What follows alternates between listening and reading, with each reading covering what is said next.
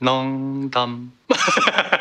대통령실 황상무 시민사회 수석은 오늘 MBC를 포함한 출입 기자들과 식사 자리를 가졌습니다.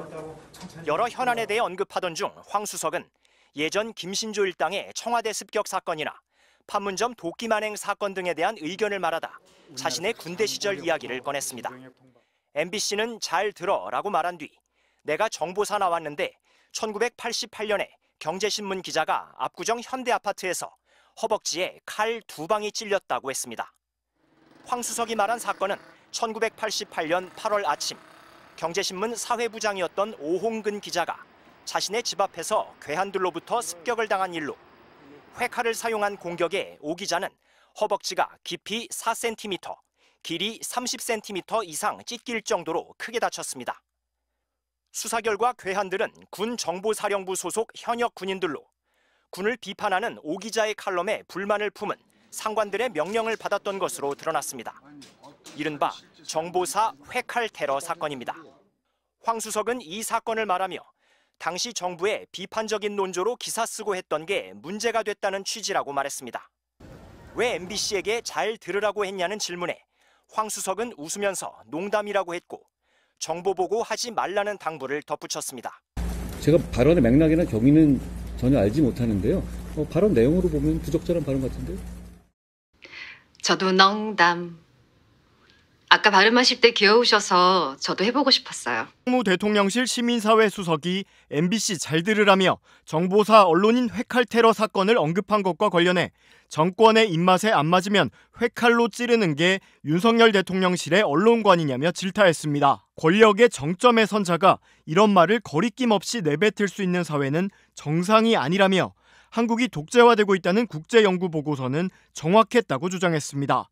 김 의원은 모질게 비판해도 황 수석은 아무런 부끄러움도 느끼지 못할 것이라며 정권의 입맛에 맞추지 않으면 칼로 찌를 수 있다는 협박은 정권이 지켜주리라는 믿음과 무슨 말을 해도 괜찮다는 오만함에서 비롯됐기 때문이라고 꼬집었습니다.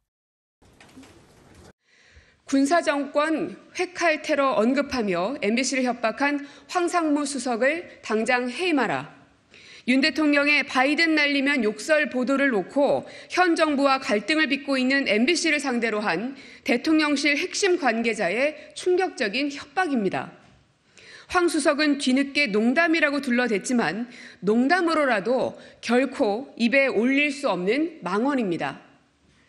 전임 강승규 시민사회 수석의 MBC 앞 집회 종용 발언에 이어서 황 수석의 회칼 테러 협박까지 윤석열 대통령실의 시민사회 수석은 언론 공작 정치를 하는 자리인 것입니까? 방통위와 방심위, 감사원까지 동원한 MBC 장악이 좌절되자 이제는 테러 지침까지 내리는 것입니까? 황 수석의 망언은 한편으로는 평생 군사 독재 및 족벌 언론과 맞서 싸우다 지금은 고인이 된 오홍근 기자를 능욕하는 반역사적이고 몰지성적인 발언입니다. 오홍근 기자는 테러 사건 이후 육체적 고통은 물론이고 평생 가슴에 한과 울분을 간직한 채 2022년 유명을 달리했습니다. 유가족들의 고통도 현재 진행형입니다. 황 수석은 MBC와 오홍근 기자의 유가족에게 석고대죄하기 바랍니다. 또 윤석열 대통령은 지금이라도 당장 황상무 수석을 경질하십시오. 황상무 대통령실 시민사회 수석이 기자들과의 오찬 간담회에서 MBC는 잘 들어 라면서 군 정보사 오홍근 회칼 테러 사건을 언급했다고 합니다. 대통령실의 언론에 대한 명백한 살해 협박입니다. 누구한테도 함부로 못할 칼 찌르겠다는 말을 대통령실 수석이 기자에게 하다니 제정신인가 싶습니다. 농담이었다 한마디로 넘길 수 있는 사안이 아닙니다.